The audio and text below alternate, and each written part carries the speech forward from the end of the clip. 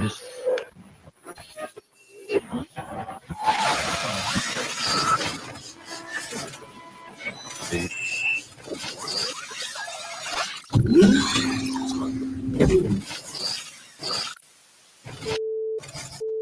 Welcome to your awakening. Please take care as your reality is adjusted.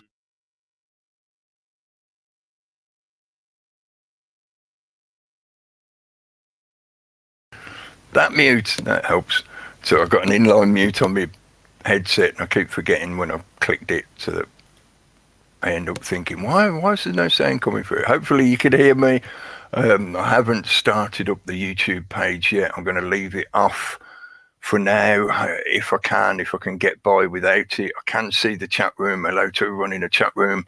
So hopefully from being able to see the chat room, I will not need to look at the YouTube stream, which should maybe reduce some of the lag. And I'll leave my camera on for now, but if it seems to start lagging out a bit, I'll turn my camera off as well and try and reduce the bandwidth pressure a bit more, and we'll see how we go. If you notice any problems, please let me know in the chat room. If you can, if the sound and audio video is okay, that's cool. That's the main thing that matters. And if there's a problem, just let me know, please. I will try and keep checking the chat room as we go. Hopefully I might get through my usual monologue quicker than normal. I'll try and pay a bit more attention to the chat room. Hello to everybody there. But first of all, let's do the usual. Good evening, folks. Welcome, well met. Greetings, salutations. Another edition of Sol Excalibre on this Moon Day evening. Gone 8 p.m. as usual, just after the 2000 hours. Today's date, the 30th of the 9th, 2019. Approaching the end of the month. We're going to be into October and heading towards Samhain, Halloween pretty soon, and we'll see how the circus, how the slow motion car crash that is occurring at the moment in UK politics. We'll see how the debris ends up by the time we get to Halloween. I'm not going to rant a lot about that kind of stuff tonight. I don't really want to mention UK politics much at all at the moment, because it is deliberately just a circus of chaos to keep the can kicking down the road while they're enacting their various agendas. So by the time the majority of the public are starting to sort of get so fed up with it, they're actually asking more probing questions that are relevant to what's happening in the world around them. By the time you get to that point, most of the stuff's going to be done. The contracts will be signed and blah, blah, blah. So talking about the chaos is sort of like how to describe a wizard's fart. Was it entertaining? Did it smell a funny colour? Maybe, but without getting too silly about it, yeah. Unless there's something fairly major happening. They haven't actually made any decision as to whether they're going to prosecute Bojo yet or not. So, just can kicking down the road crap again. And there's lots of other stuff I could talk about, but there's a certain element of a lot of what's going on and connects to some of the things I have talked about in recent broadcasts that I wanted to come back to. This main particular theme, to come back to this. I think I may have talked about this kind of thing from a different point of view before. I know I've talked about certain elements of this many times in different ways, but this was building up over the last few weeks because of the various campaigns. There's the main sort of umbrella campaign that's led by the Thunderbird, but other than that, there's lots of sub-campaigns or connected campaigns, like the Extinction Rebellion. Are they rebelling against extinction, or are they rebelling because they want to be extinct? It's not very clear to me by the title that they use, but yes, there's lots of that kind of stuff going on. The situation in Hong Kong is getting worse. Yeah, lots of things happening. But I wanted to come back to a particular theme that seemed to stand out a lot more over the last few weeks, of the ripple effect of this campaign and of the Thunderbirds squawking that she's done in various public places to suit the propaganda. So in the subtitle for tonight's episode, it says virtualized urban gulags. No wordplay in this one. There's no messing with the definition of words or mixing up the spelling deliberately on it. There's no level of word fuckery involved with this particular sentence this week. I just used the words that suited the theme I wanted to talk about and try and describe. It might seem a bit weird depending on where you are in the world and which particular form of the English language you're using. If you're in the USA, the spelling of virtualized might not be correct. I'm not sure if you're meant to use a Z in American English, but I spelled it the way I thought it should be spelled. So, virtualized urban gulags. Before I get into it, let's just have a quick shout out to the chat room and say hello, good evening to everyone in the chat room. Thanks for joining in. Uni Black Sister, hello. And Sots, you in the room. Dave Iron, hello. And Super Leads, hello. The Dot, Cannabis Space Life Form, hello. Stewie, hello. And James, what are you doing in the chat room so early? You confuse people. They'll think it's the end of the show. You're joining in too early. Audio, cool. Cheers, thank you. As long as people can see it and hear it. Ben Orr, I know that's Dr. Rock who's in the room. I'm scrolling down. Cardini, hello, mate. Hope you're all right. And Form Debate, hello. And Michael Allen, hello. I think scroll down to the bottom. Hello to everyone in the chat. Thanks for joining in. And hello, obviously, to everyone else as well. I'm not ignoring the entirety of the audience just to talk to the chat. Some people prefer to just be anonymous and listen in or watch, or you don't even necessarily have to look at the imagery. I don't have any particular screen shares to show tonight. I'm not digging into any etymology or anything like that. So, it's just going to be me talking for a little bit. So you don't even need the visuals really, unless you desire to stare at my face. Yeah. Let's move quickly on. Virtualized urban gulags. Why did I want to talk about that? Really Graceful, hello. Thanks for joining in the chat room. There's the element of hive mind in relation to I'll call it the climate change movement, which has those various subgroups like Extinction Rebellion and whatever, and the IPCC. It's not all just social movements and stuff like that. It's NGOs and governmental bodies as well, such as the IPCC, because they're the main culprits in terms of perpetuating the propaganda and the deliberate mistruths. How else could we describe it? Alternative facts.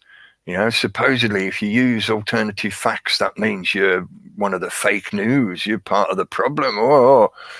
But the IPCC likes to use manipulative, cherry-picked and altered, remember ClimateGate, altered data and information to back up their claims, which is then franchised out into various education networks and other NGO and governmental structures, and is used as the reference material by the people who then claim that anthropogenic climate change is real and it's all our fault because we keep eating burgers and farting too much. So that overall campaign split into many spider webs, is primarily a campaign to recruit people emotionally.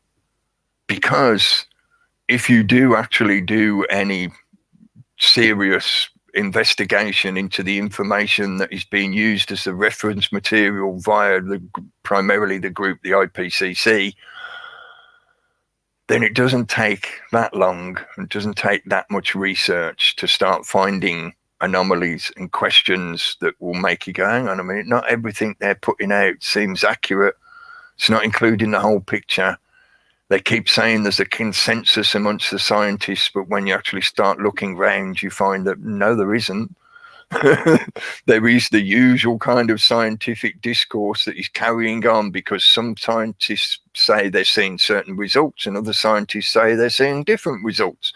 So the process of the scientific method is still ongoing. There is no good proof to prove the claims of anthropogenic climate change, which is then used as the justification, the foundation for the social movements to force the public via governmental legislation to radically alter their lives and their lifestyles. Again, I'll throw in the usual caveat at this point. I'm not trying to suggest that people should just do whatever they want and go around trashing the place. No, we cause pollution, we cause problems. Those things need to be addressed, and they, change the way we're doing a lot of stuff could reduce the amount of pollution that we output. One of my personal favorite examples of that is the use of hemp rather than a vast majority of other products, including the use of oil-based products, petroleum products. Hemp can replace so many things, and it's fully biodegradable. It's easily grown. It's good for the environment. It puts nitrogen back in the soil, as well as carbon dioxide gets turned into oxygen. So it's good for us in so many different ways. Yeah, and I've talked about that many times. So these campaigns are based on manipulating the public via emotion.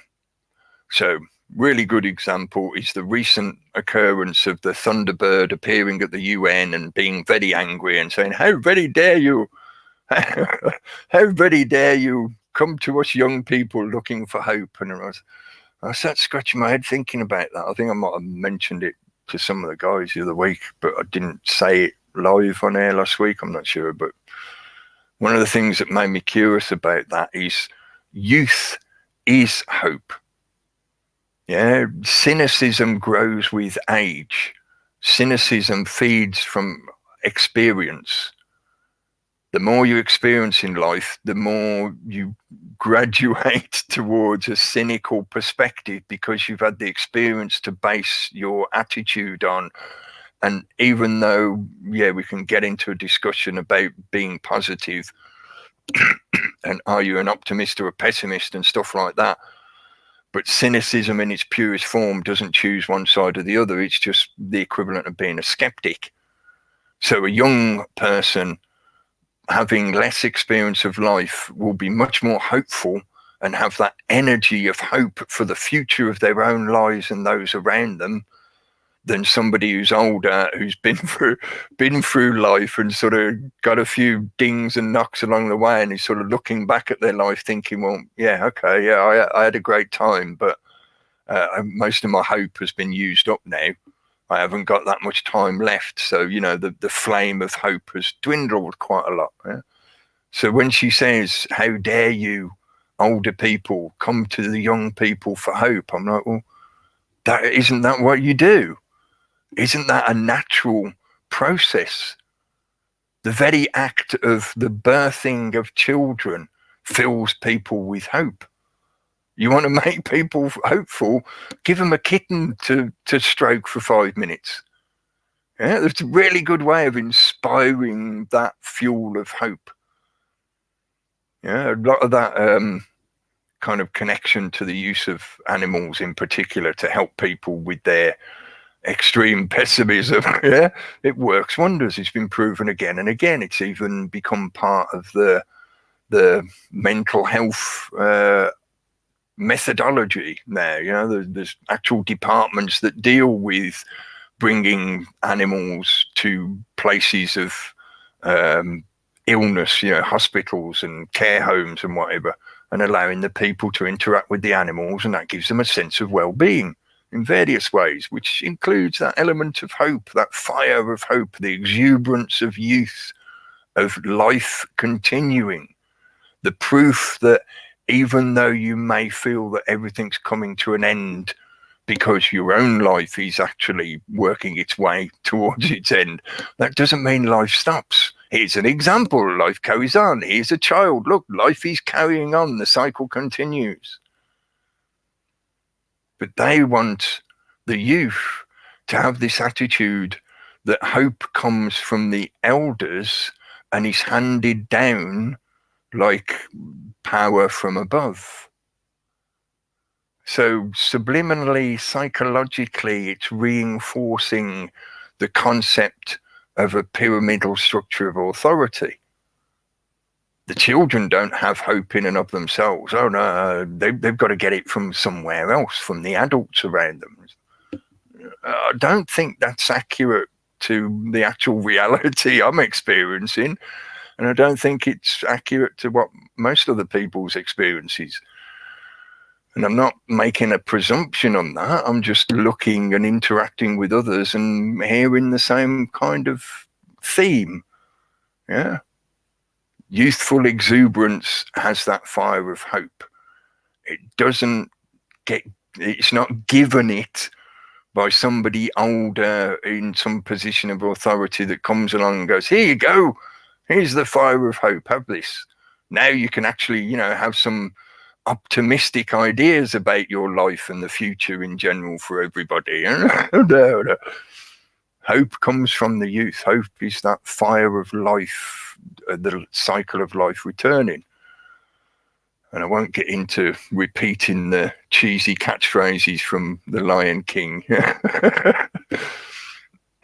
But let's get back to the point of the theme of the emotional manipulation and why that leads me to use a phrase like virtualized urban gulags. I had some of these ideas formulating in my head over the week.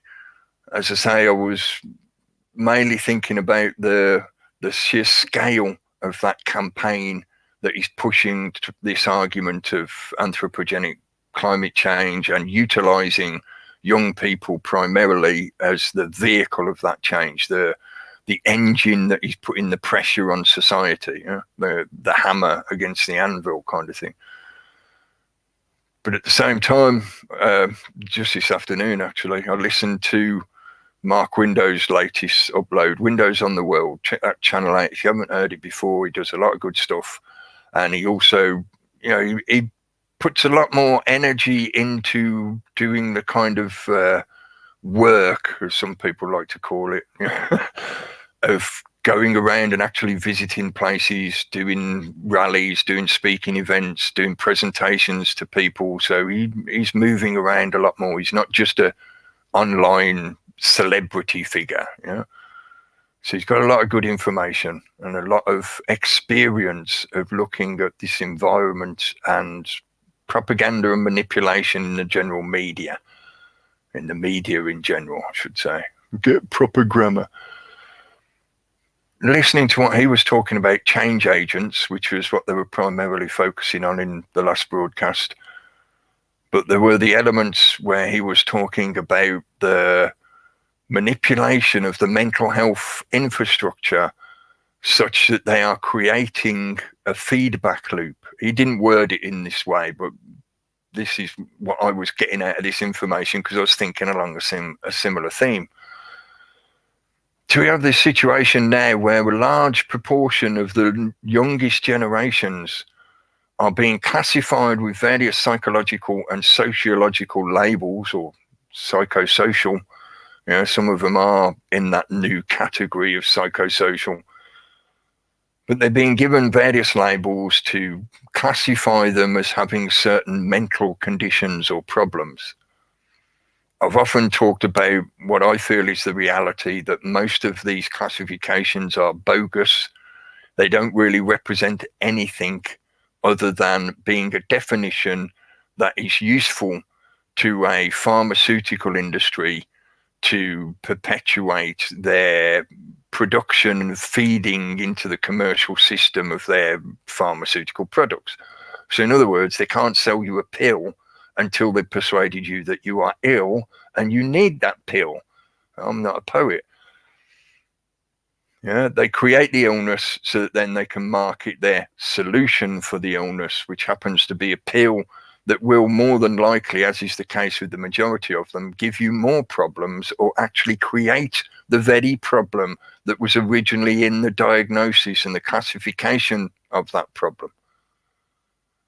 I've met a few people and I've seen a similar process multiple times where people have gone to see a doctor or mental health advisor or whatever, and they've been classified in some manner with something along the lines of ADHD or ODD or even autism spectrum. Maybe they're considered a high functioning autistic or something like that, you know. But they've been given one of these modern classifications from the DSM. And on the back of that, they've been prescribed medication and they've become biologically addicted to that medication, but also psychologically addicted to the mental state that it gives them. And through long-term use or use for too long a period so that it becomes extremely difficult to wean themselves off it, the continued use of those medications have actually given them the very problem that they were diagnosed with in the first place. Whereas if they'd done more in the way of altering their own lifestyles, changing some of their bad habits, things like that, they could have potentially moved away from what the system was using to classify them as being problematic. So things like obsessive thinking or ideation, as they would call it, obsessive ideation on certain things, compulsive disorders, things like that. You do not need necessarily medication. And I deliberately, you know, there's a little caveat word in there for me saying necessarily, because yes, there are genuinely some cases where people do have problems where medication helps them a lot.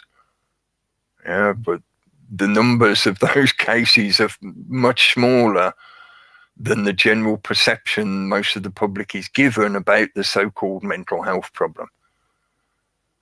Now the classifications have become quite wide and there are so many of them, and this is the intention in the long term for this process, is that they will have a classification for everyone. Doesn't matter if you think you're perfectly normal. Doesn't matter if all the people around you in your life think you're perfectly normal. You know, and I know there's a problem with that word normal, but let's keep moving because take the general definition for it. Yeah, most of the people in your life think you're normal, but the system thinks that you are X, insert label here. You have some kind of problem or disorder that they're classifying.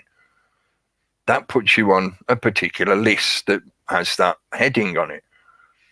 You know, this is all part of a process where they want to be able to have a label attached to all of us because it gives them legislative abilities that are far beyond the normal judicial process. So it gives them more control over you.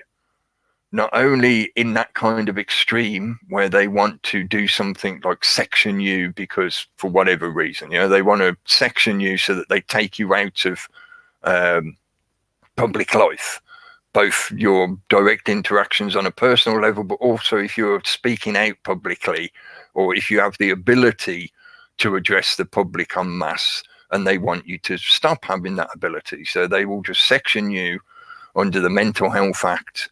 It doesn't require you to be prosecuted. It doesn't require anything more than one person to report you and then one mental health worker to sanction the process of sectioning you. In other words, a mental health worker will try and have an interview with you or see you and watch your behavior, and they will sign off on that form that says you are somehow a danger to yourself or the public or whatever, or they think you'd be better off being in an institution. So they section you. And the sectioning process is, as I say, not the same as if you're being accused of a crime and arrested. The judicial process is different. They don't care if you protest your innocence or you have evidence that you haven't been doing anything wrong. The Mental Health Act gives them the ability to just pick you up, take you away. So it gives a whole new level of control over the general populace if that populace each has a label that can be referred to whenever the system requires to be able to shut that individual down. So when you become a problem, not if, when you become a problem to the status quo of the system as it's doing its thing, they have a reference point to be able to step a level above the usual judicial process. There's also the social element of them being able to have a level of deniability to the rest of the population, so that, say you see them dragging your neighbour away and you go out and go, hang on a minute, mate, what's going on here? Why are you taking him off and putting him in a van? And they'll just say, oh, he's been sectioned. He's got this problem. He's crazy, mate. We've got to take him to look after him.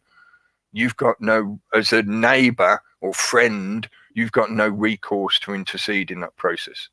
And you've got no legal ability to try and, put yourself in between that process. If you try and block the policemen or the mental health workers that are there, or sorry, maybe I should say police person. If you try to intercede in them doing what they're doing, you can then be prosecuted because you are trying to stop them going about their legal business. It's the equivalent of in the worst levels of dictatorial third world states when people will talk about being black bagged. And I've used that phrase multiple times over the years to try and get this point across to people. I know it's quite an extreme image, and it's certainly a very difficult concept for people to accept because, oh no, mate, we're in the UK, shit like that can't happen here. It's like, you've never seen somebody taken away from being sectioned, have you? They didn't actually physically put a black bag on their head, but they might as well have. It's the same result. A bunch of people wearing uniforms that claim they have some kind of authority turn up and physically manhandle somebody into the back of a van and take them away to an institution. You never seen that happen? I have. It's the equivalent of being black bagged. It's just that they're not putting a black bag on your head and throwing you in the back of a troop carrier. So we have this process of trying to attach labels to everybody. This is part of the Brave New World technocratic structure of authority that they want in place, such that they can have that level of dictatorial control over every individual when that individual becomes a problem to the system. They can do it to a large degree anyway via the judicial system, or they can take other approaches such as character assassination, financial deprivation. They can destroy your life in various ways, and you'll find plenty of examples of people in that kind of situation across the internet, and before the internet. There were plenty of whistleblowers who have their lives destroyed and their character assassinated to the point where the general populace think they're some kind of devil worshipping, baby eating demon. So they try and get their information out to the public, and the public just, like by invasion of the body snatchers, the public just stands there pointing at them going, ah, demon. So they can take those kind of approaches. But in the long term, those levels of action are a bit too revealing to the general populace. We are in the age of subtle manipulation.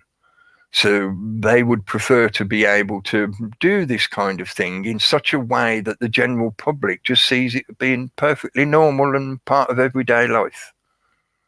Oh, little Jimmy has to go and spend 6 months in the mental care hospital because he's been having problems at school where, he's ADHD, ODD, DDD, or whatever label means that he's a bit too outspoken He doesn't repeat the mantra of "How dare you!" every time the teacher blows a whistle. So therefore, he's got to go and do 6 months in the re-education system. I'm deliberately jumping around on some of the words definitions I'm using, because we often refer to them as mental health care units. And again, caveat, there are some people that need that level of help, but a lot of them are also re-education centers. And that level of methodology is going to become more and more and more widespread throughout our societies. I'm speaking from the point of view of living in the UK, being a UK resident, blah, blah, blah. So I'm mainly talking from that point of view. But this is something that's going to become ubiquitous across every modernized nation, because the technology required to give them the abilities to carry out this level of control are part of the technological advancement that is only apparent in the modernized nations. If you don't have a complete infrastructure of the internet across your country, then they're going to find it very difficult to carry out a lot of these methods. If you're living in somewhere where there is no internet coverage, it's going to be harder for them to enact this stuff. Eventually there will be satellites giving a complete global coverage, but I think it's still different to the actual infrastructure that is woven into society in the modernized nations. That's part of it, the fact that this technology has been woven into everyday society, so that your society is operating on the foundation of that technological system. Without that technological system, it would take a while for the populace to settle back into using processes that don't rely on it. In other words, like going back to paper and pencil, going back to keeping books rather than recording everything on a cloud-based internet system. So moving towards that, labeling everyone, at the same time implementing various other methods and processes that actually help create the very mental problems that you then label as mental problems. Now, this is a much bigger subject area, but I want to try and just connect it into this so it helps explain what I'm trying to present. You can look at food, vaccines, general environmental pollutants, the alteration of the environmental pollutants via things such as geoengineering or just outright manipulation of the environment, things like adding fluoride to the water supply or other things. The levels of pharmaceutical consumption being promoted by the medical system, again intertwined into this process. And that's speaking primarily from the physical, biological point of view, but then adding as well the psychological point of view. So the media content that is being put out matches the same deliberate pressure and push towards certain themes and elements that they know will create instability or destabilizing effects for a lot of people. So to say it in a much simpler way, they're trying to deliberately make people crazy and then push them, prod them, poke them hard enough that they fall into some kind of episode or insanity or disorder or psychosis or whatever particular thing they categorize it as, but basically freak people out.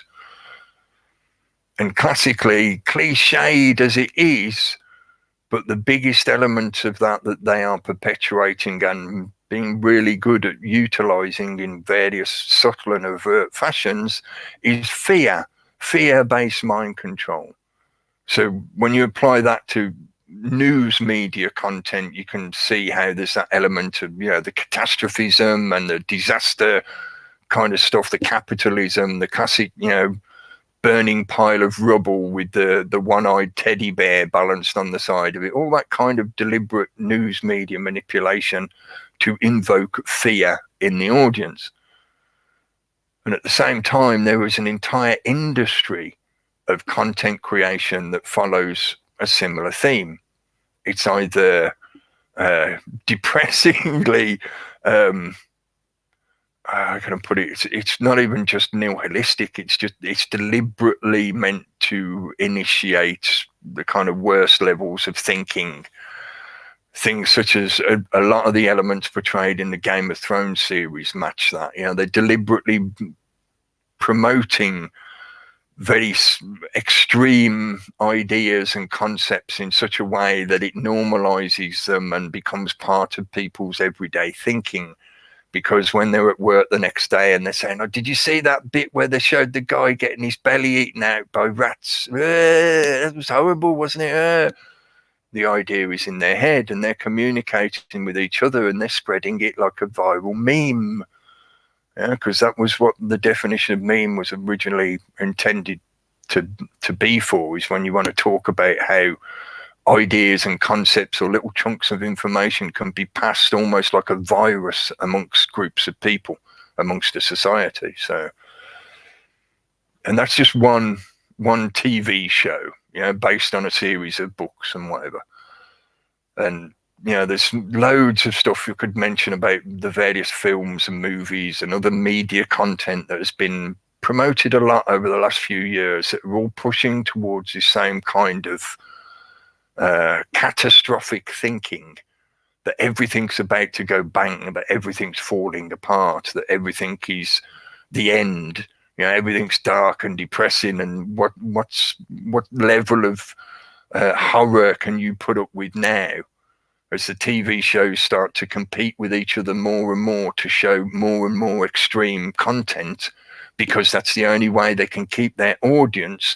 Because, and this is a proof, the reason their audience is turning away is because what they're presenting has been normalized. So it's no longer something new and unique, something they've never seen before, a new experience that they want to taste, they want to try, they want to see, what does this feel like? Once it's been normalized, it becomes bland and boring again. It's like vanilla ice cream. It's, "Oh, I've had enough of that. I want a new flavor now." So now you've got to show me something more extreme. I mentioned this a few weeks ago, I think.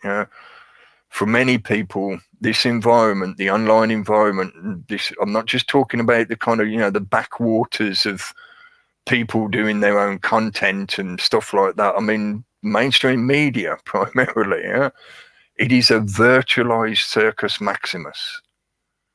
You can vicariously visit the circus games and get all the blood and gore you could desire. You can watch the Christians being fed to the lions every day if you want to. You just go online and look for particular kinds of content.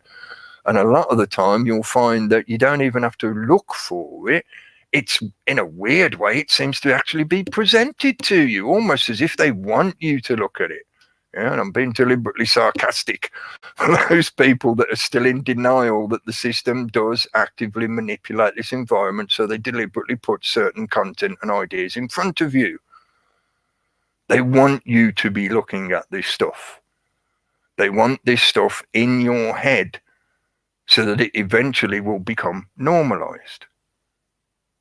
So, back to the Thunderbird and the use of fear primarily as an emotional manipulation. Yeah, that's really the majority of what that campaign is based on. Because, as I say, you know, if you bother to look into the facts or the science that the IPCC supposedly utilizes, you'll find a lot of questions there. But the campaign doesn't mention actual science or facts very often, hardly at all. It's almost always just an emotional appeal or an appeal to authorities, that kind of approach. Sophistry, mass manipulation. But they want people to have this fear in them such that that fear can then be manipulated, or it may result in that person becoming destabilized and falling into some kind of psychosis, or having an episode such that then the system can go, "Oh, look, this person's being driven crazy by stuff online. Oh, we'll have to control the online environment," whereas it's them themselves that are presenting that information to them. The Thunderbird was given a platform at the UN to make a presentation in the space of like 6 minutes. That little speech was only something like 5 or 6 minutes long. And in that time, she implanted an extreme fear of death into every child out there by repeating the propaganda that we've only got so many years left and then the world's going to end. And yet they talk about the light of hope. This is what's called gaslighting, folks, at its most absolute, a mass audience, and she's using very simple language in a very short message that has quite an extreme and far-reaching effect on that audience. So, coming back to the, why do I call it virtualized urban gulags? As we carry on with this process, they are creating a feedback loop, a symbiotic feedback loop, where the system itself creates broken people, and then the system is there to provide for the broken people. So it needs the broken people to keep feeding from. So it needs more broken people. As the old ones die off and whatever, it replaces them with more broken people. This is combined with the agendas that are deliberately meant to centralize people into large urban areas. Mega cities is the easiest way to describe them, and to remove human presence from large areas of the countryside, of the rural areas, or the wilderness areas, whether they're true wilderness or park, controlled spaces. It's the same thing in the end. They basically want people to stay away from them. Very similar to the Hunger Games theme. So they have a city, an engine that generates broken people who have all these classifications on them, such that they can be not only controlled in various ways by legislation or just pressure of authority, peer pressure and social pressure, but also is an actual resource, a feedback loop that feeds into the system itself.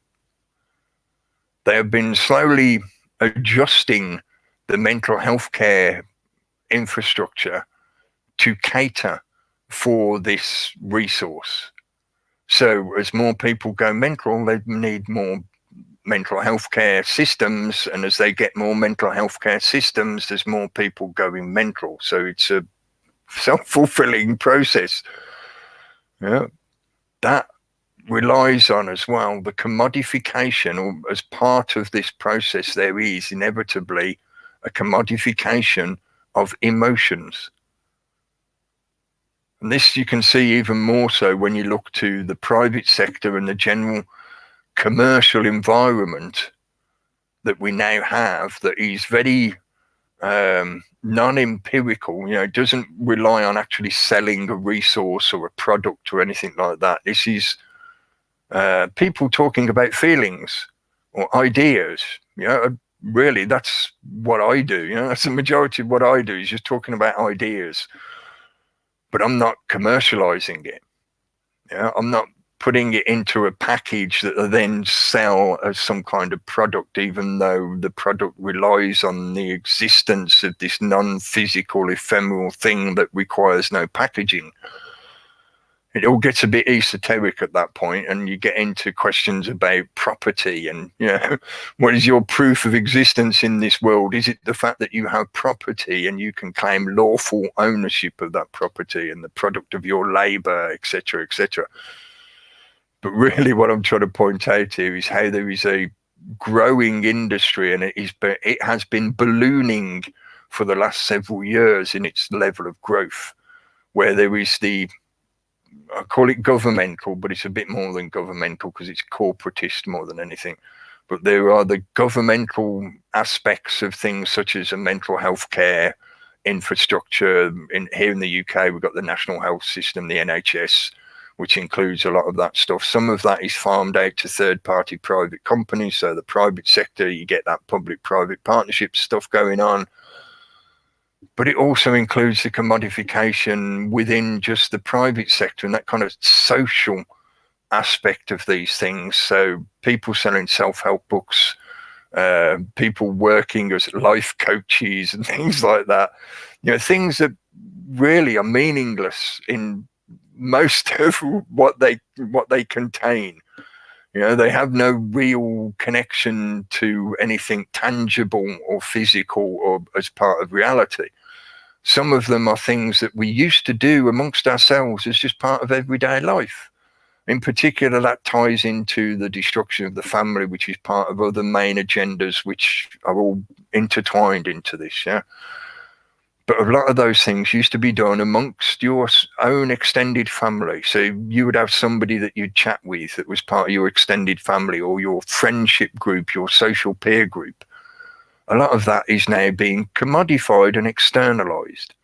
So now you will go online and there are, there's a massive amount of examples of this on YouTube alone, where there'll be people who are basically being counselors in an online environment. So they are virtualized counselors. So the system has not only been externalized and commodified, it's been virtualized. And as this process continues, a lot of those functions will be replaced by automated systems. Now, reference the movie THX 1138 and the E-Christ, the electronic Christ, the little booth that he would go and sit in, and he'd tell all his problems to the digital image, and it'd speak to him in a low monotone voice. He'd go, "Yes, tell me about your problems. You are a good boy. Go back to work."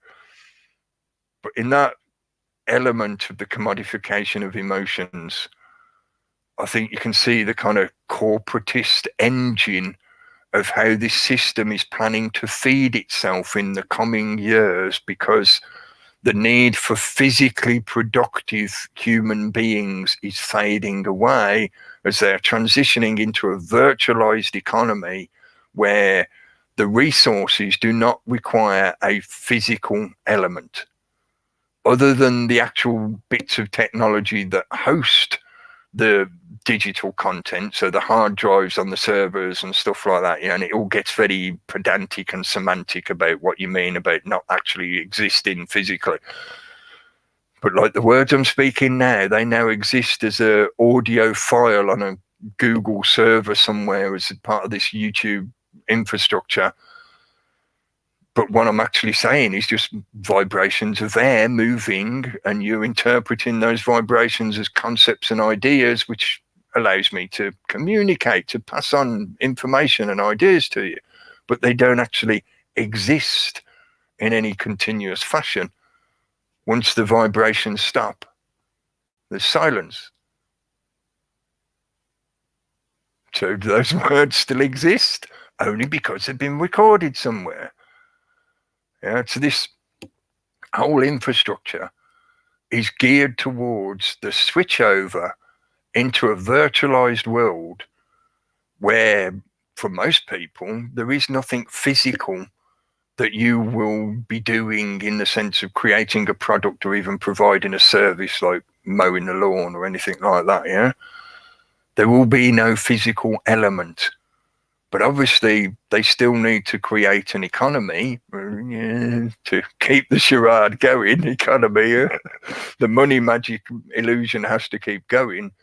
And at the same time, they want to give you something to do as well. They want you to feel that what you're doing is something that is either good for you or good for other people. So you feel like you're actually achieving something of value in life.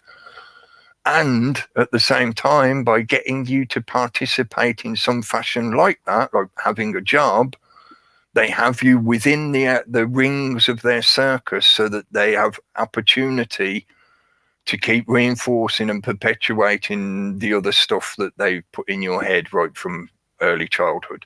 So in other words, they don't want you wandering off where you might happen to hear or see something that makes you question what their facade is or what they're pretending to be. So by providing something to keep you occupied, they're keeping you in the farm. Yeah.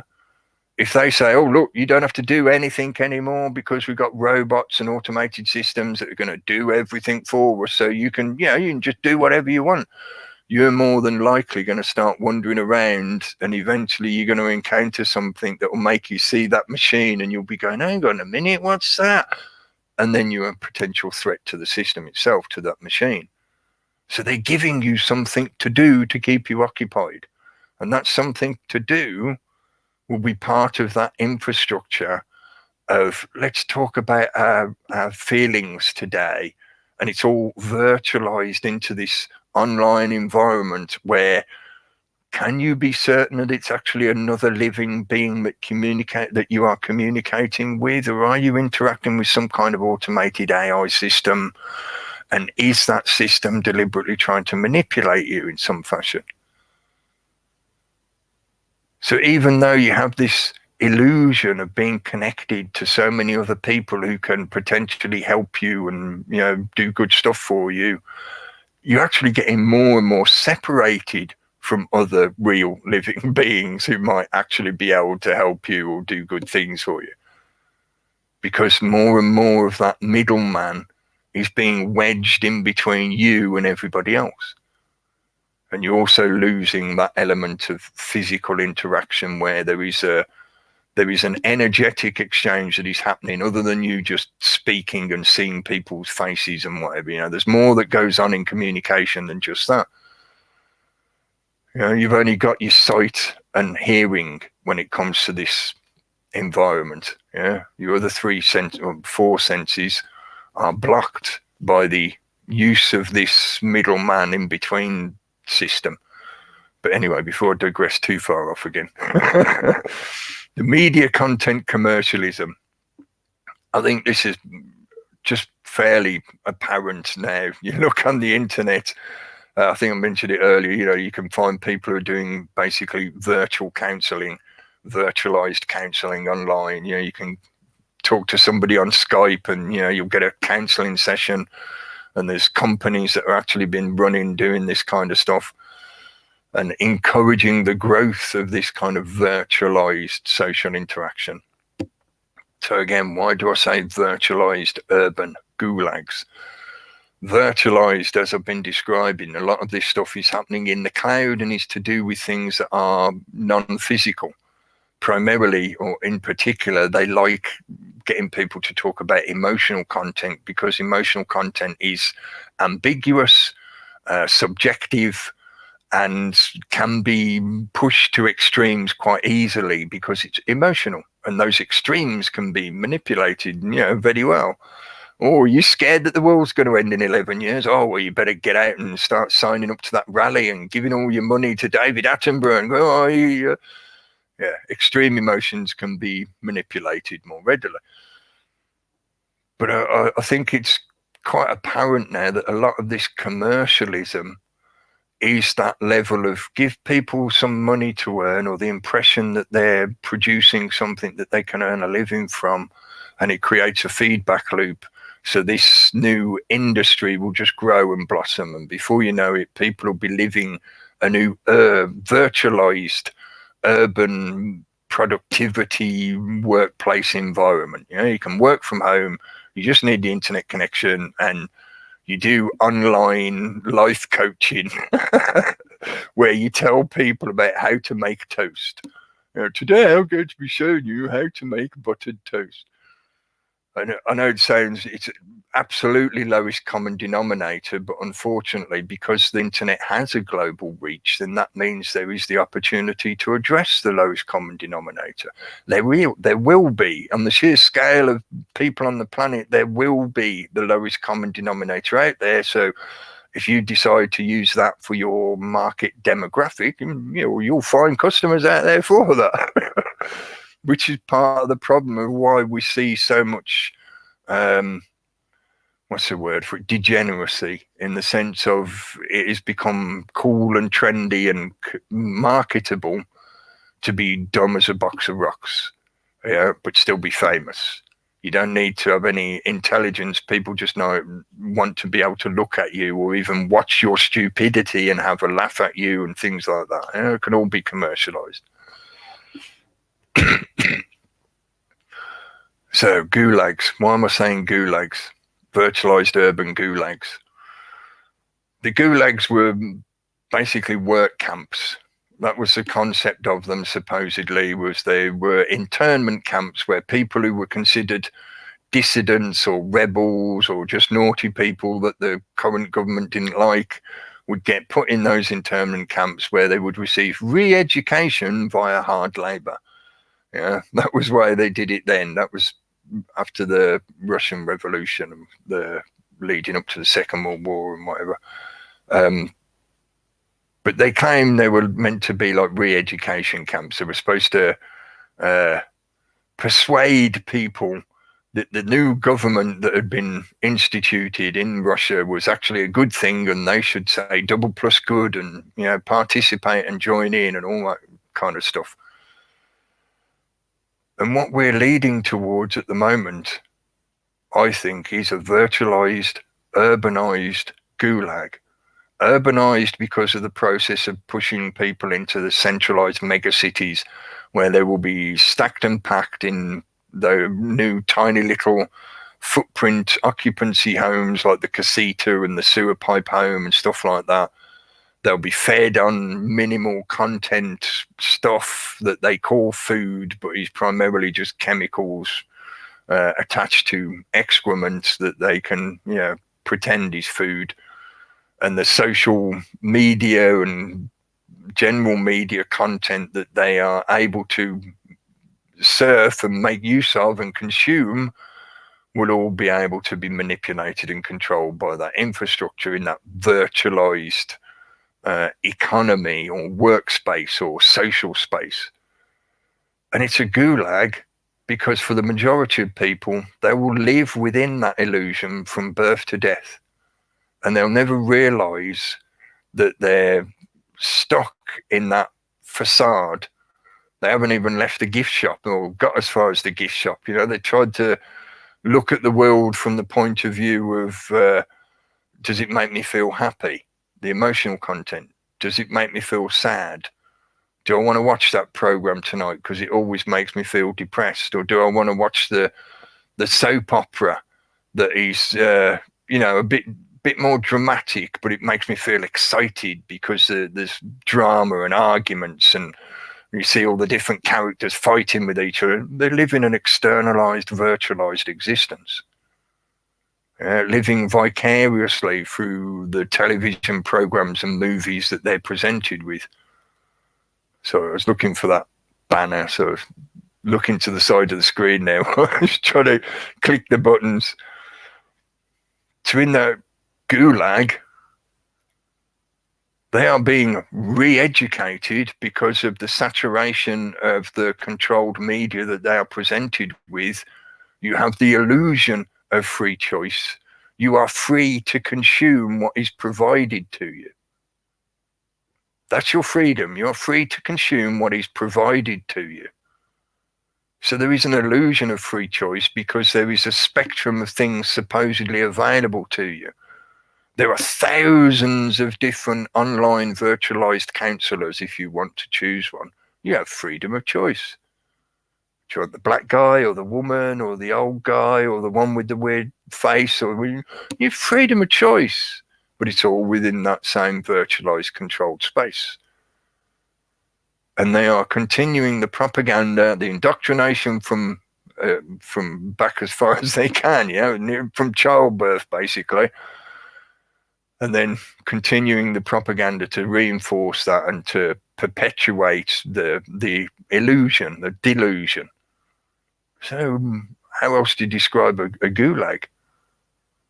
Even though it's not officially stated this way, officially the gulags were meant to be internment re-education camps.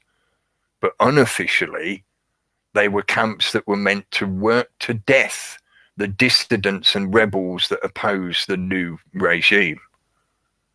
So it worked to death. So you're being entertained to death by programmed media that is deliberately just reinforcing your delusion.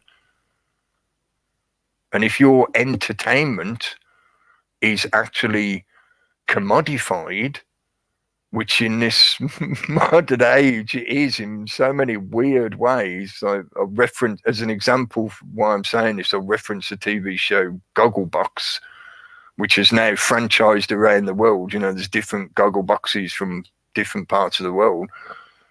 But that is a TV show about the audience watching another audience watching a TV show. And the TV shows that that audience is watching are prescribed by the controllers of that Gogglebox TV show. So they send them a list and say, you will be watching this, this, this, and this. And then they record the people's reactions to the show. And then the audience is watching the reactions of that other audience. So your emotions are being commodified and fitted into the manipulation agenda of the system to keep people's delusion going, to reinforce that delusion. Is that not a gulag? Yeah. Then I think we have to get into all the questions to do with how do you get out of it? If that's what it is, how do you get out of it? Or how do you, work your way out, step your way out? Work, what's that phrase? Work macht frei? Probably not pronouncing it right or whatever. I think people get the point. Work makes free, or work equals freedom. Maybe they mean the freedom of death. Yeah. Work to death in a gulag. At that point, I'd say, how do you get out of it? And this is where a lot of people get despondent by a lot of this information or this kind of perspective. And they think that, even considering this kind of stuff is so depressing, mate. You're making it sound like there's nothing you can do and it's all negative and it's all bad shit. Oh, you're fear-mongering and all that usual kind of fallacious argument. Look at the information. Follow the paper trails of evidence and facts and data. It's there. Yeah. I'm not saying this kind of stuff just because I'm trying to tell you a scary bedtime story. Ooh. If you can't deal with reality, you're going to have problems with reality. How was it? Ayn Rand put it. Ayn Rand.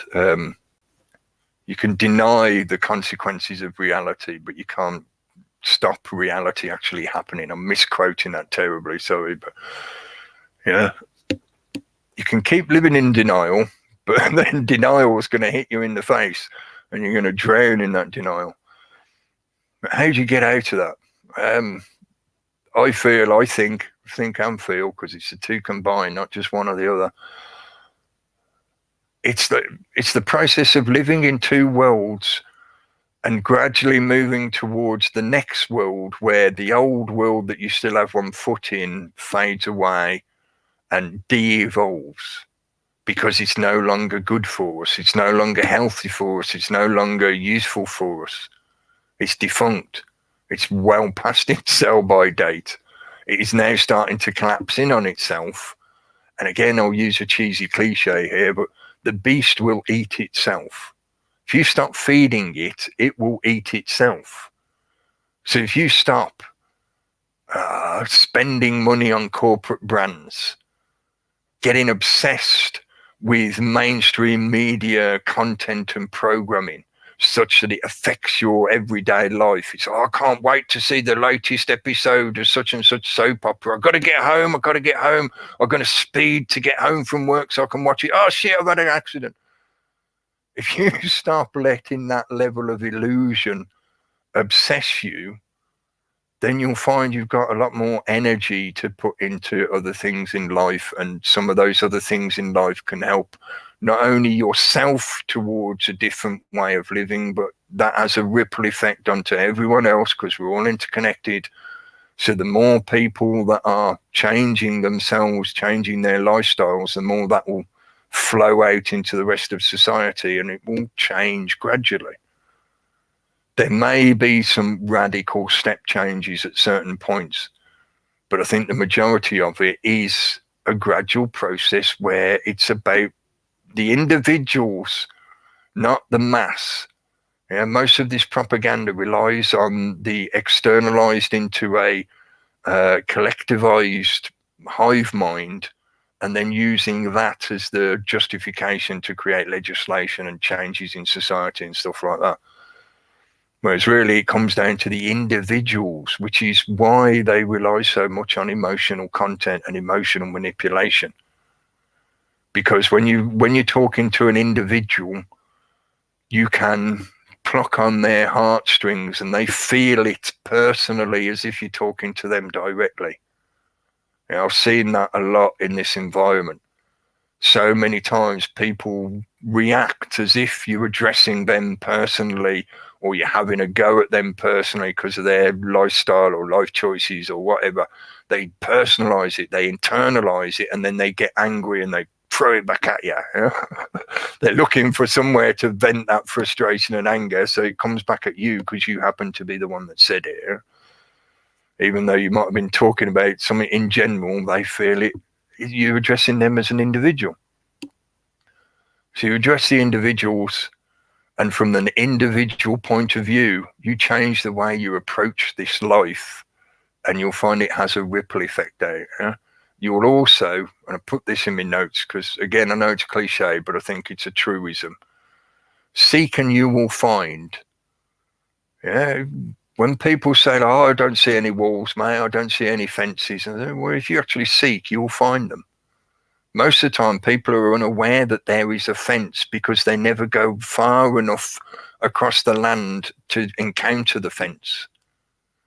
They're happily contented in their little area, so they never wander far enough to find, oh, hang on a minute, there is a fence down there. And the reality is, if you keep looking, you will find the fences.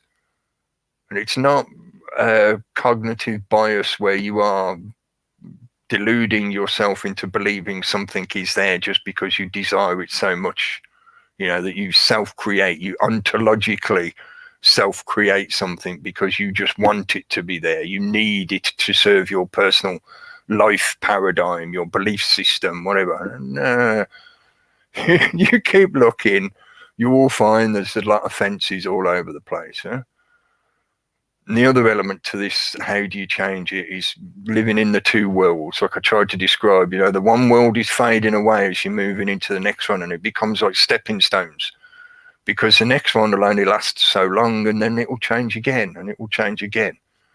But the core foundations of what actually create a society and a tribal grouping or a sense of camaraderie and connection, such that we work together in groups rather than being isolated as complete individuals.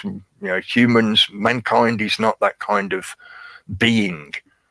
We work together in groups and we better ourselves in groups just as much as we do on our own. So again, it's working in two worlds. That is, I know it's dualistic, but it's also fractal. In this environment, we exist in two worlds on most levels of our existence. So you've got your home life and your work life.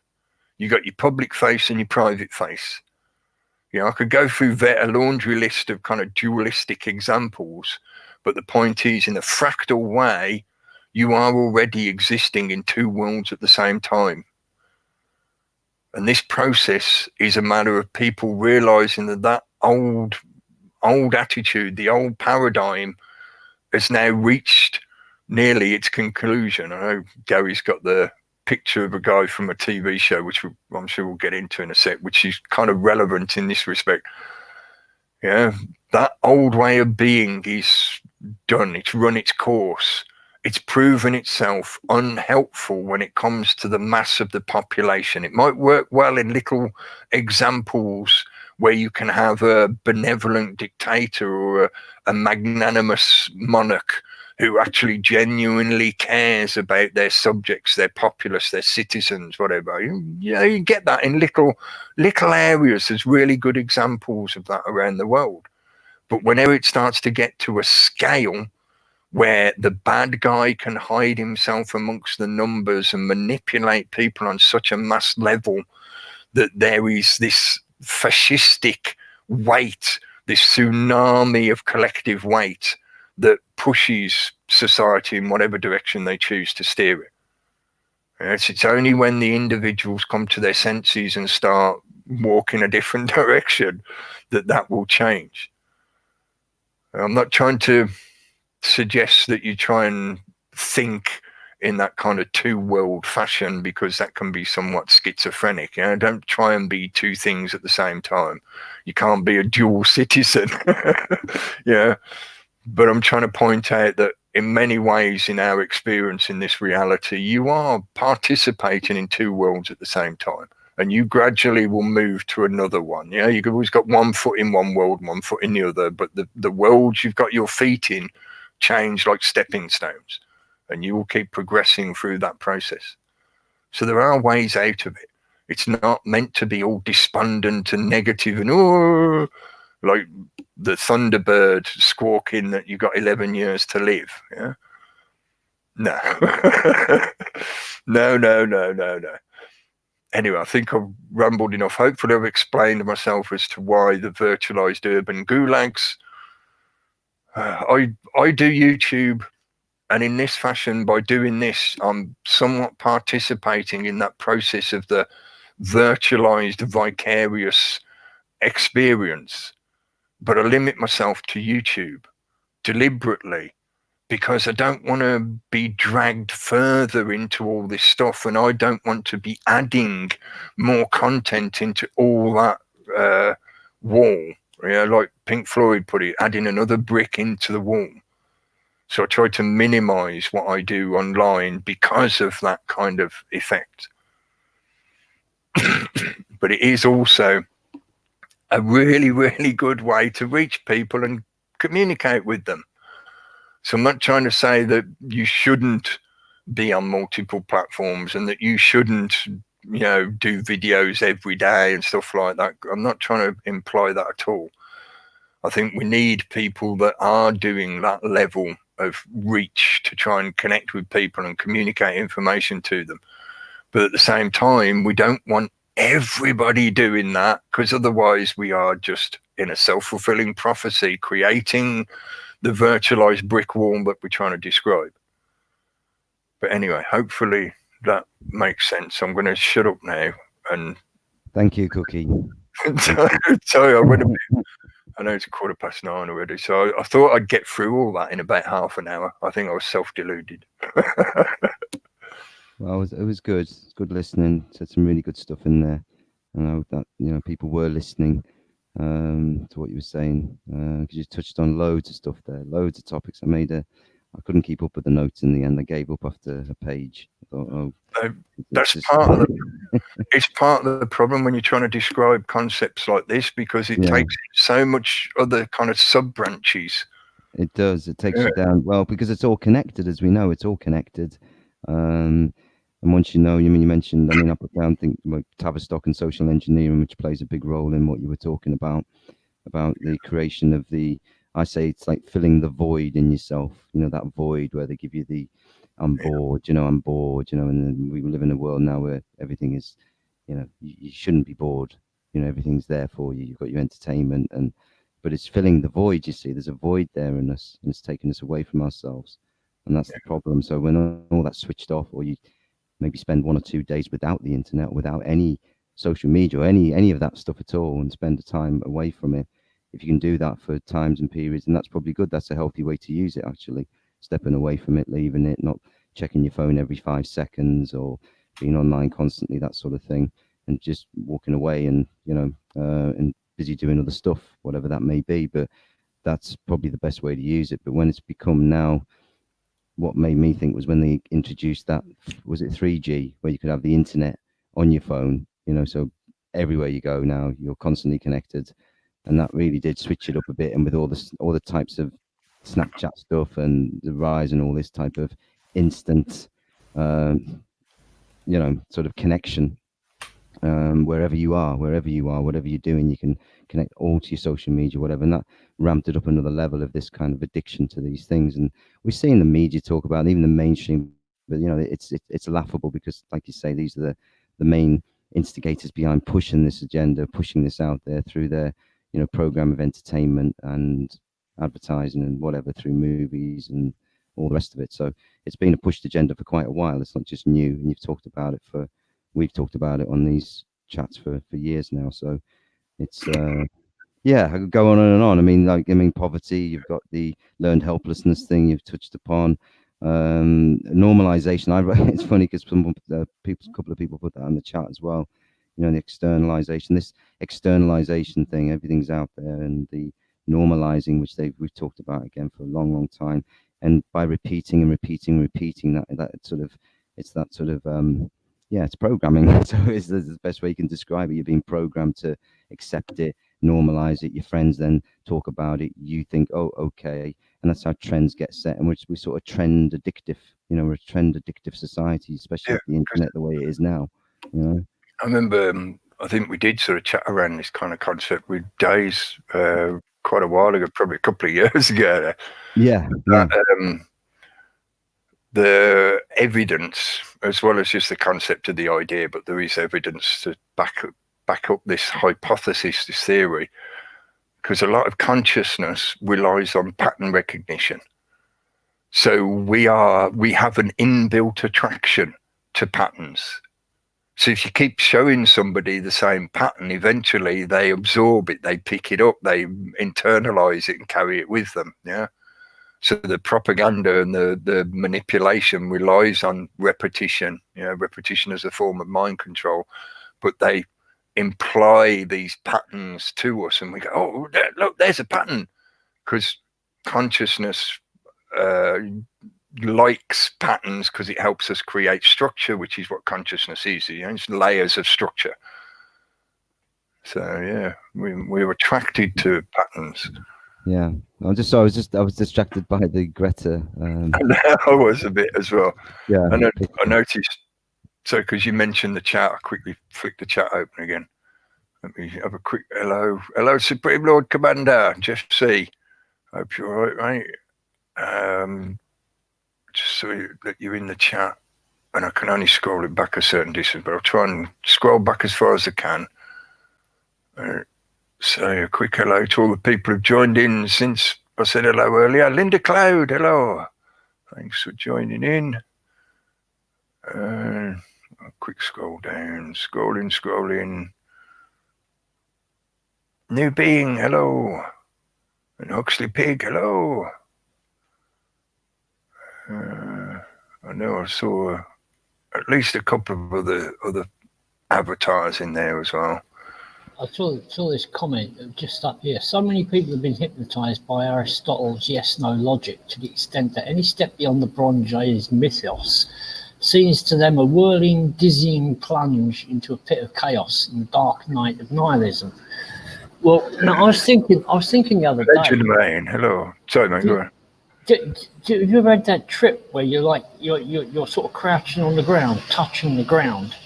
And then you realise that at some point during evolution, when the apes actually stood straight, stood tall, that took a lot of courage, because they quickly squat back down and touch the earth with a solid, the solid reassurance of it. Mm-hmm. If you stand up too straight, you get vertigo, and our whole race is in that position where they don't want to let go of what's solid to stand up straight. Do you think that could have been the original schism, like people like Brian Forster, Graham Hancock, etc. They talk about the schism that was created in the human psyche because of some disaster in the ancient past. Maybe it's more to do with when we finally took those last knuckles off the ground. Upright. Yeah. Hey, I was thinking about this the other day. I saw the heartbeat somewhere, online, and it's bump, bump, bump, bump. Now that is not, it might be regular, but if you wanted to draw it, you'd have to use a Fourier transform. You'd have to find two different wavelengths that come together to create that out of sync bump, bump. Yeah, because you've got two lines, right? Then a gap, then two lines. So that's not a single sine wave, is it? It's two different frequencies. And I was wondering if animals on all four legs don't get some kind of reassurance about being in connection with like the Schumann resonances of the earth. Mm-hmm. And when you go from four legs to two, you don't have that same kind of reassurance. And now it's vertical instead of horizontal with the earth. Yeah. So you've literally shifted your whole electromagnetic system 90 degrees. An energy shift, a big one. Yeah, a big one. Yeah. Hello to Paula B as well. So I've been scrolling down while I was listening. I did Neo Dog as well. Hello. I was going to say I did see some others. I knew I had. And Dean Yates, hello. Hope you didn't get caught out in the rain again, right? It's been raining all day here now, enough. Quite heavy rain as well. So, you know, so it must be the climate change. I've obviously been farting too much. It's raining again. Sorry, being silly again, but, you know, it's with that silly face repeating. Was there something else you wanted to show us, man? Robert Anton Wilson. I think I saw somebody mentioned him in the chat as well. You can't beat a bit of raw. R-A-W, raw. Robert Anton Wilson. No? Yes? Or have you lost connection or something? You've suddenly gone quiet. What, me? Yeah, I saw those links. I've never read Robert Anton Wilson. Worth a read, right? No, I've not read all his stuff because he was somewhat prolific, but I've read a few bits. Yeah.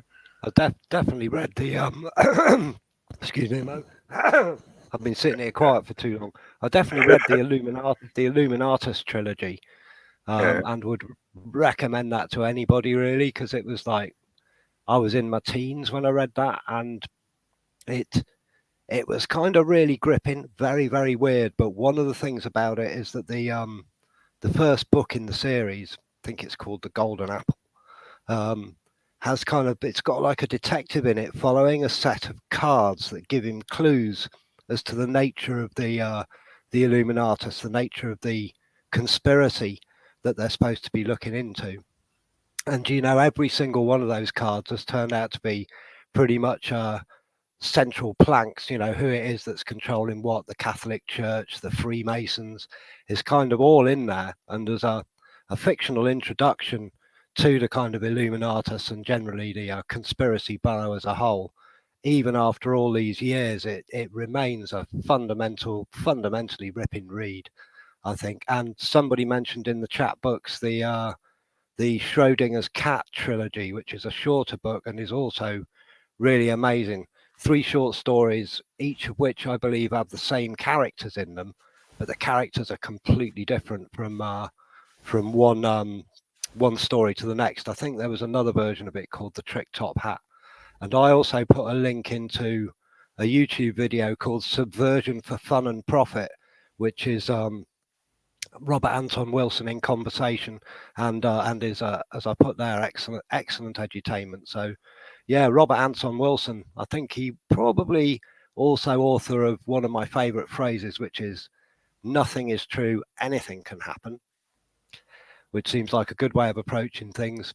And the other thing he pointed out, you know, in kind of closing to this bit of comment is that him and Kevin O'Shea, who co-wrote the series with him, they invented loads and loads of stuff to put in there because it's a really clever meld of fact and, you know, historical nominal fact and fiction.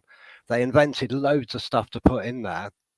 And I know he's commented several times in interviews I've heard with him that several of the things that they thought they'd invented to put into the Illuminatus books are now actually serious subjects for study, things like pyramids on the bottom of the oceans and things like that. So it's all round, if you want a bit of a break from the everyday world, yeah, I reckon go for Anton Wilson. He'll certainly give you loads to think about. Yeah. Interesting, you mentioned pyramids. I saw a video the other day from Megalithomania. 2 people talking about something that was called the Nine, yeah, and they're spiritual voices that people, you know, get contacted by, and a hell of a lot of people that have been contacted by these 9 spiritual gods of Egypt. They're the ones that started all the memes about the UFOs landing on the pyramids and all the rest of it. So that is an aspect they've been controlling for decades, yeah, and they go into it in this video, and even like the pyramids are set up as a reflection of Orion's belt. Well, that was a fake right from the start, yeah? And I don't think that has actually, you know, panned out when somebody tried to measure it and see if it is a direct, you know, alignment. And it's not. Doesn't it correlate more to the Pleiades? The 7 sisters, I seem to remember somebody mentioning. Yeah, the Pleiades have turned up in a lot of places, yeah? Because they're quite distinctive. when you look at it from the point of view of the entire Giza plateau, rather than just the three main pyramids that everybody fixates on, then I think there's more connections to the Pleiades rather than just Orion's belt. Orion's belt was important, but it's more than just the three pyramids. Myself, I think, like after the Sahara, lost all its vegetation, the empire that set up on in Egypt, literally put the Sphinx up as a guard. It was a lion telling people from the east, go away. Yeah, we've got this land.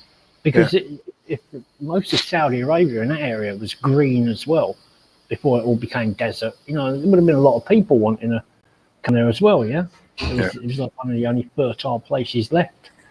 They say it was cradle of agriculture, but there was agriculture before that, but it wasn't as necessary. Yeah, it wasn't mass population. I think that's the main difference. It was, that's it. If you take the academic timeline, whatever, but speaking from that point of view of the academic timeline, it was the beginnings of mass population. So in other words, having cities, having areas of what we'd call urbanization, where there was tens of thousands of people living together all at once. In the historical record, supposedly there weren't any occasions of that before it would have been the Sumerians, wouldn't it? The Sumerians, the Assyrians, the Mesopotamians, and Egypt, until those initial Middle Eastern civilizations supposedly began. According to the academics, there were no big civilizations before that. Sorry, let me just jump in with this. Say hello to Louis R, because he was one of the other names that had popped up. Go on. I think one of the important recent realizations in terms of agriculture and how you keep large civilizations alive been revealed by detailed studies into how the Maya lived and the jungles around them, and how they appear to have been gardened. They encouraged certain plants, disencouraged others, and I know that recently they think it's been pretty much demonstrated that the whole of the Amazon rainforest is actually like that. So it's agriculture probably more developed as a result of us needing to live in places where there wasn't rainforest or forest or whatever. Because it wasn't just that. You see, the Maya, they developed a lot of very interesting agricultural techniques as their society got bigger and bigger.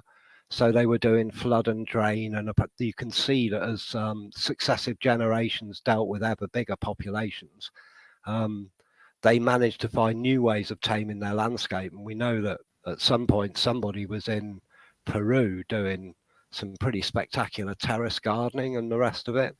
And the aqueducts. The aqueducts, yeah, indeed. Yeah, definitely. It certainly wasn't the Spanish that built those, I don't think. No, I don't think it was the Incas either.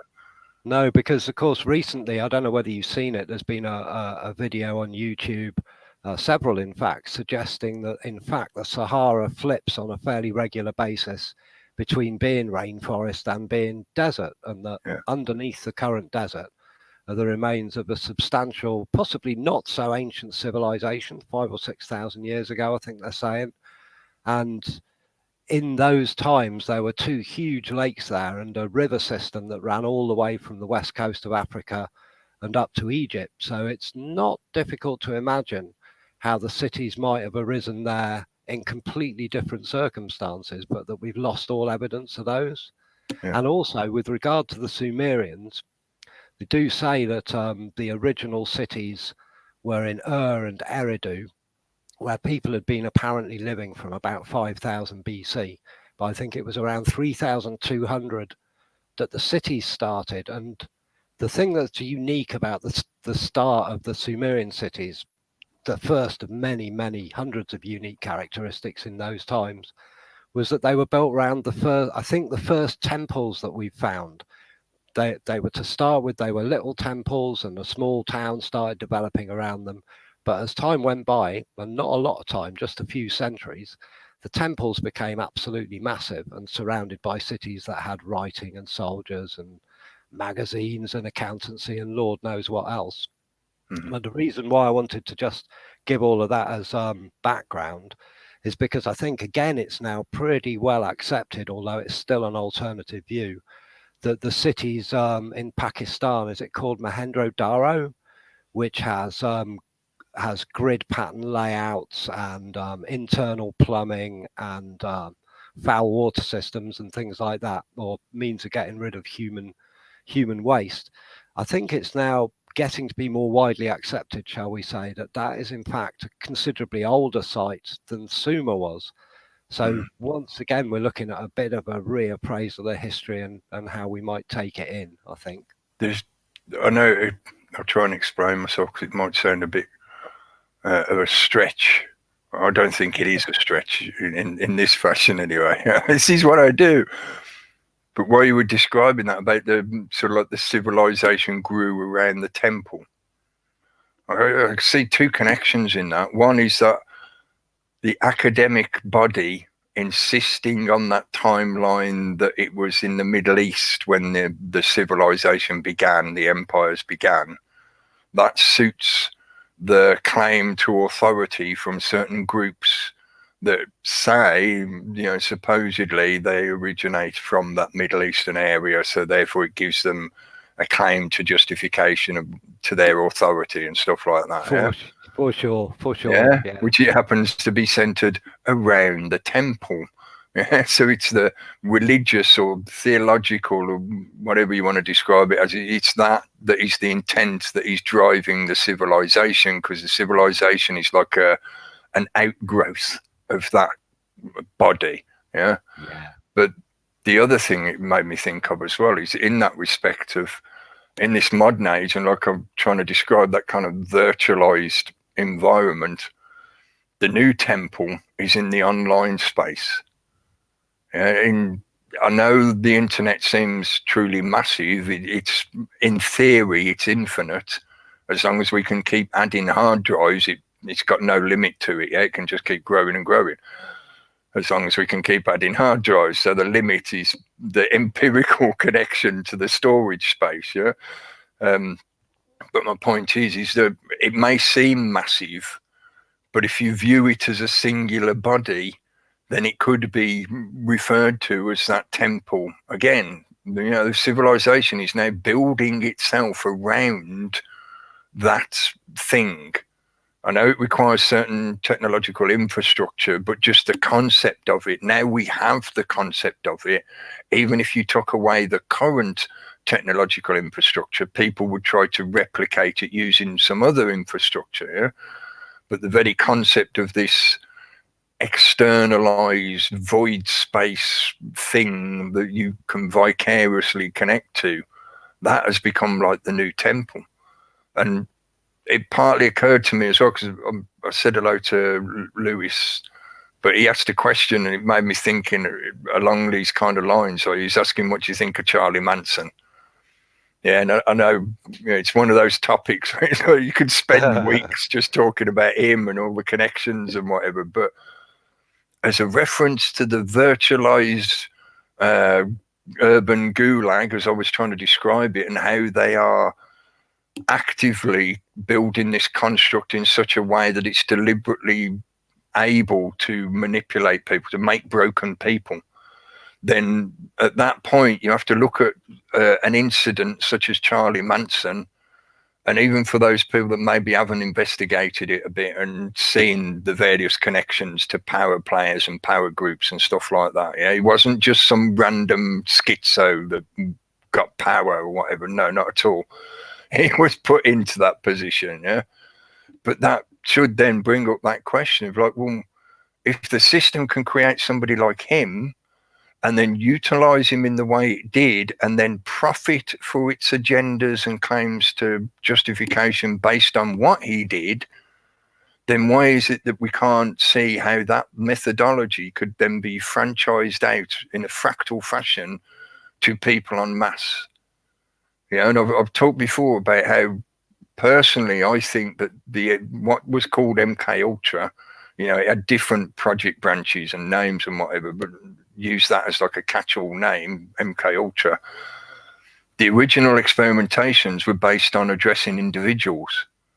They may have done a few people at a time, you know, in certain experiments or whatever, but primarily they were concentrating on an individual at a time. Let's take one person, put them in a room, put a headset on them, do stuff to them, blah, blah, blah, yeah?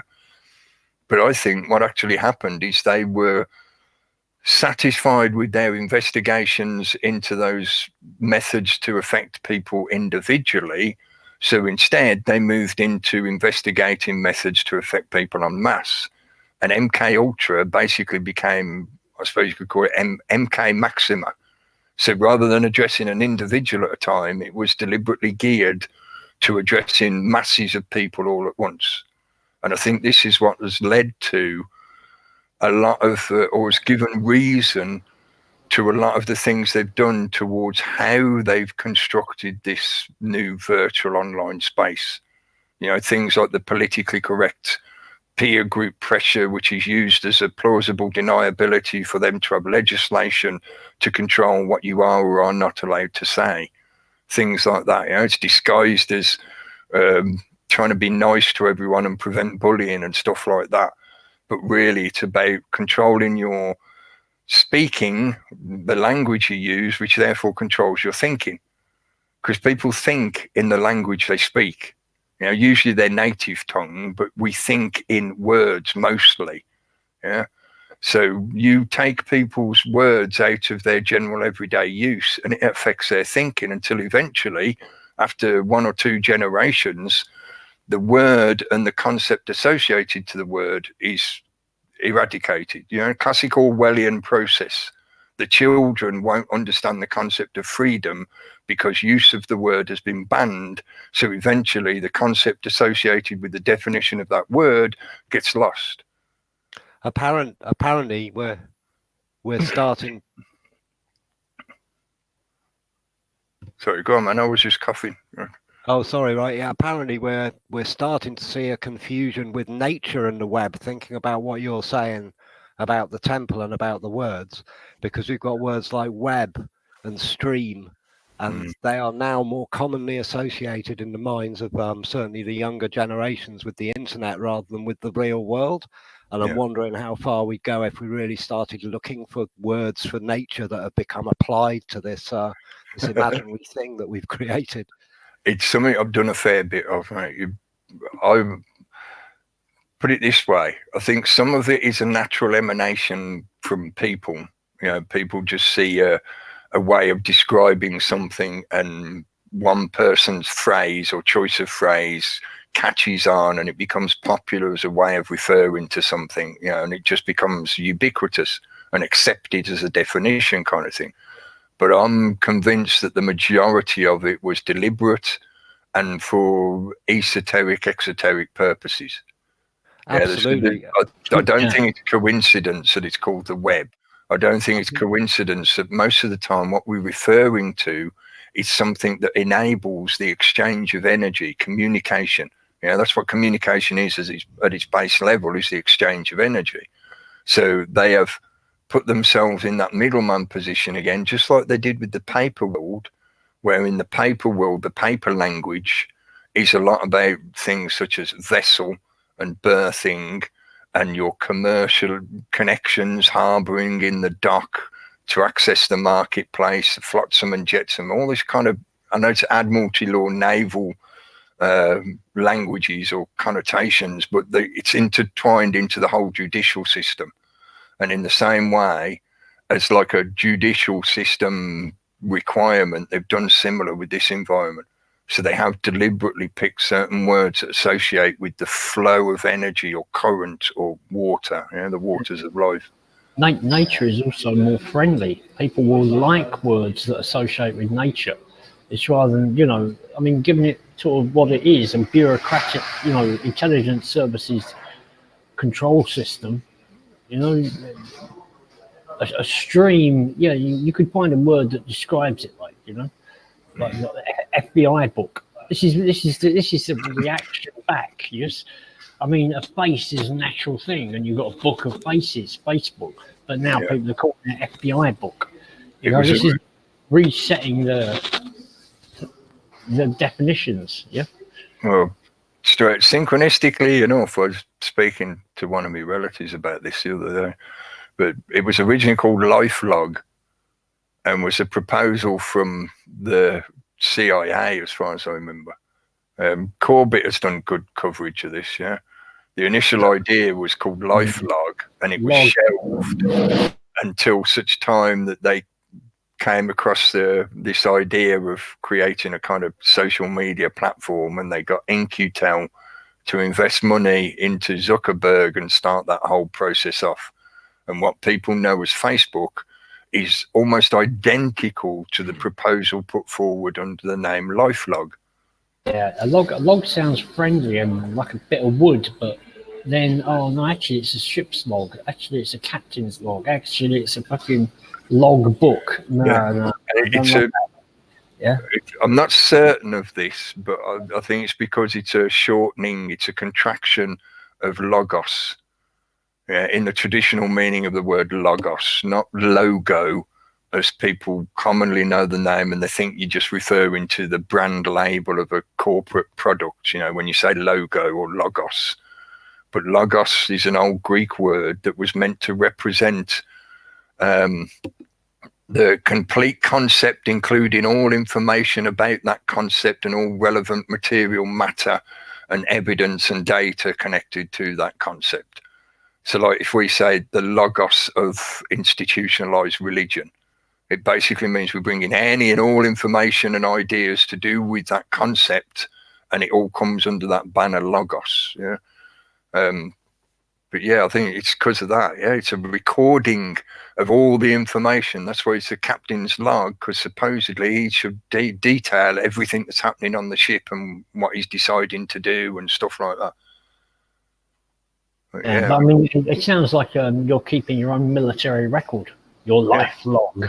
You know, that was what they wanted it for. Yeah, so it could be a complete record of an individual's life and ideas and everything. Yeah, we were saying about, you know, giving it a more friendly name, Facebook. It's friendlier than giving it a kind of military definition. Yeah. It was meant, well, it still is often promoted in this kind of fashion as it's the social platform where you can connect to all your relatives and the people you know or want to interact with and stuff like that. You know, it is meant to be like a visualized address book, supposedly. You know, that's what I don't get them anymore. But maybe a year or two ago, Facebook went through a period when it kept periodically sending me little like spam advert mails. You know, just sort of saying like, your friends are talking about this. Why don't you join in the conversation? Yeah, basically trying to nudge me back into using Facebook again. Yeah, but no, it's not that kind of social platform. Certainly not to me. It's not. I think it's proven itself to be an agent of interruption, because so many people are now into the habit of being logged into it constantly and logging their life constantly onto Facebook. I think I mentioned it earlier. You know, this so-called externalized social platform is actually making more space between people. So it's separating people more and more. And again, back to the kind of gulag idea, when they start introducing things via the new 5G technology, because they'll need the levels of 5G to deal with the sheer amount of data bandwidth they need to move this information around. But when they start introducing what is electronic fencing, so you won't have permission, you won't have the required permit to go across a certain geographical boundary, and your auto drive vehicle won't take you beyond that boundary. Yeah, so when you get issued your rationed use of access to an electronic vehicle, you get in it and you go, oh, take me to the countryside, and come up with a message that you're not allowed to go out there. Human beings aren't allowed there. You get no choice in the matter. Yeah. Yeah, I can see that coming, and then eat a bug sandwich. Bug pellet. Soylent Green. If you're really lucky, did you see Jeff's stream the other day? I mean, I mentioned it in the chat early on. He did one about crazy foods that are coming out, yeah? So I'll just tell you, there's this one that you've got, yeah, where somebody will get a tissue, literally put it all over their arm and their armpit, so that the bacteria from their body is what gets into the cheese and gives it this blueness, yeah? I think I got that right, yeah? So basically, they're creating blue cheeses from the bacteria of people's bodies, celebrities. Oh, no, not just anybody. Celebrities, yes. You can now get your like Beyonce blue cheese, yeah.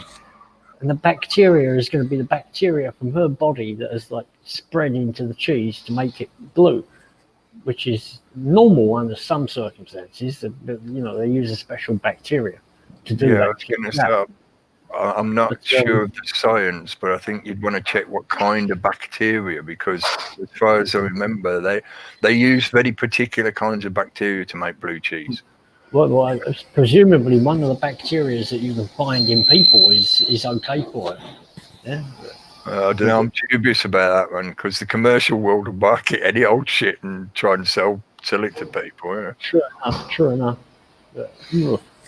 Just look at the fast food restaurants. They sell any old shit with a bit of MSG added to it to make it tasty. Don't mention face cream either. The face cream products are out there. You want some extra blue cheese melted on your Soylent Green? Yeah. Something else struck me with the Greta thing and all this, and you mentioned a new cycle beginning. It's odd when you think about that, and then you think about one of the major themes of all right-wing politics has always been a holding on to the past, conservative past. Yeah, like you had Prince Charles building these little dinky villages down in Devon. It's just like it used to be in the 50s. When everything was happy and.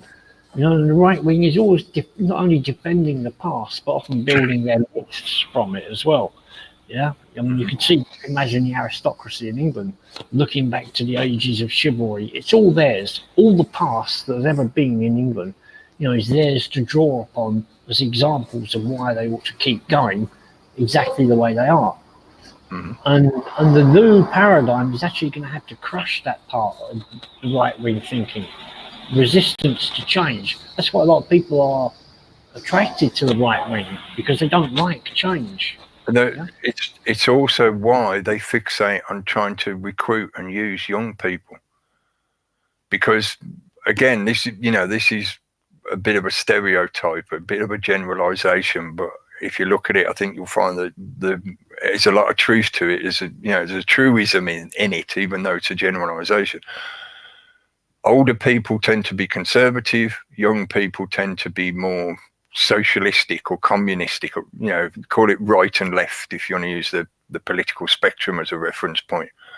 And I think that's purely because when you get old, you want to keep the things that you're happy with, that you're comfortable with, that you're contented with, that bring you joy and all that good stuff. So you're trying to conserve what you know as your life, yeah? And your life primarily was when you're in that demographic, the age demographic that they call prime, which is from about mid-teenage through to early 30s. Yeah. Sorry to tell you this, folks, if you're tuning in now. If you're beyond the age of like 32, 33, then you're already over the hill. So you're beyond the main demographic that they're interested in, yeah? I think it's a truism that as people get older, they obviously want to keep the things that have brought them joy and happiness. So they become conservative. That doesn't necessarily mean they're right wing. This is part of the trick of the illusion and the appropriation of the political system. They take something that's fairly natural. I say fairly natural, really it is natural, yeah? As people grow older, they want to keep and perpetuate the systems, the methods, the stuff that has enabled themselves and their family and their tribe to have a good life. So they're conservative. But the system likes to appropriate that idea and say, oh, well, if you think that way, then you're on the right. And if you're on the right, that means you also think this, and this, and this, and this, and this. And they do the same for young people on the left, yeah? young people are coming up with that fire of hope, and they're looking at the world and going, "Oh, I would like the world to be like this. I want to see this happen in the world." So they're looking for change from the status quo. So they're going the opposite direction to the conservative status quo structure that already exists. So they're considered radical and on the left and get dropped from the stream.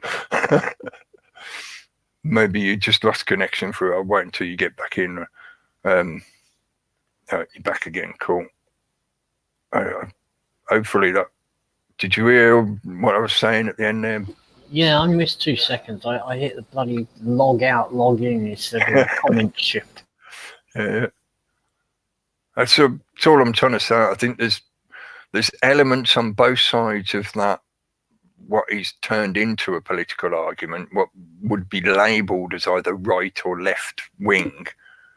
But the majority of people live in two worlds, in that there is a lot of their life that they would like to conserve, things that they do, things that they use, the way the society is around them, that they want to stay the way it is because it brings them happiness and joy and whatever. But there's also probably bits that they want to see changed. So they're existing in both. They're not right wing or left wing. They're both at the same time. But the system needs to separate. The system can't allow the reality that the duality is only an aspect of the totality.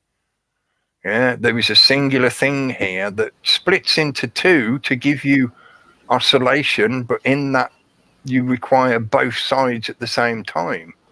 If you just go on one side, it's nothing. It's just craziness. But at the same time, they sell them the myths of how things used to be better, and that, in a sense, is an excuse for staying where you are. How are you going to get back to the 1950s if you keep changing even more? Mm-hmm. So people begin to desire stagnation. Yeah. And and when people are desiring stagnation, they will stand and watch their neighbour dragged away and say, well, at least it's not me. Yeah. They won't think, oh, next week it could be me. They'll think, oh no, well, that's one part of the thing is gone, but let's hope everything stays the same. At least the authority's still in control. Mm-hmm. Remain indoors. Your authority is still in control. Which is the cause in the first place. Yeah. So that is the treat the cause. The leverage of manipulation. It is a good example, talking about that kind of living in two worlds again. Trying to, and I know we've talked about this many times, trying to set the young against the old and stuff like that. And so the young people think it's all the fault of the old people, and the old people think the destruction of their world that they grew up in is the fault of all the young people. Yeah. Two working in balance, yeah. Takes both sides of the duality to create the whole. And WHOLE, the whole thing. Just go on. Like they say about the political bird needs the left wing and the right wing to fly. Yeah. Two cheeks required to sit on the bug. Yeah. You might find it a bit unbalancing if you try and only sit on one cheek at a time. Yeah. But I was going to say it's 5:02 the hour, so I'm going to round it up. Hello, Eman Pudama and Blazing Stars. Hello. I'm going to have a quick scroll back up just in case if there's anyone else that I've missed out, not said hello to yet. Let's join the chat. If I have missed you out, sorry, it's not deliberate. I'm trying to scroll down and check. So don't take it personally. But thank you for joining in the chat, for those that have joined in the chat. And thanks for everybody for tuning in for nearly a couple of hours tonight, joining us, if you're just listening in or watching or whatever.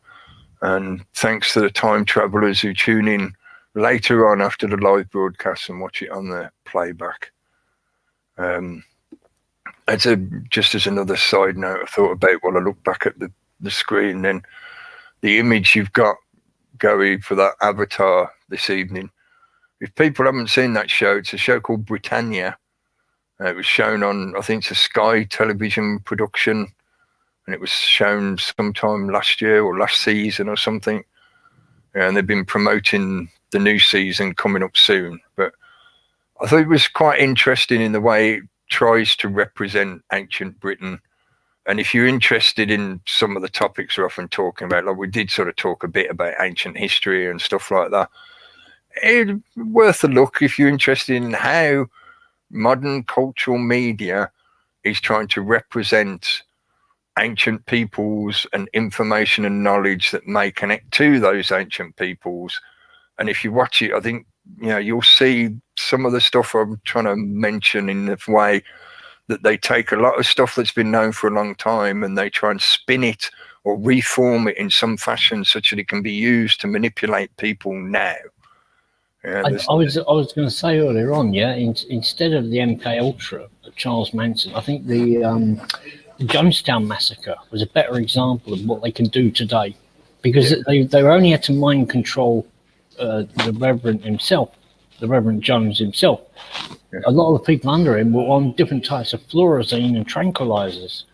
They were on that kind of mind-bending drugs.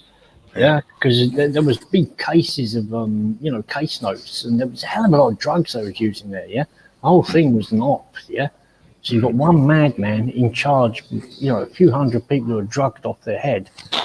So that's more of a template for the future.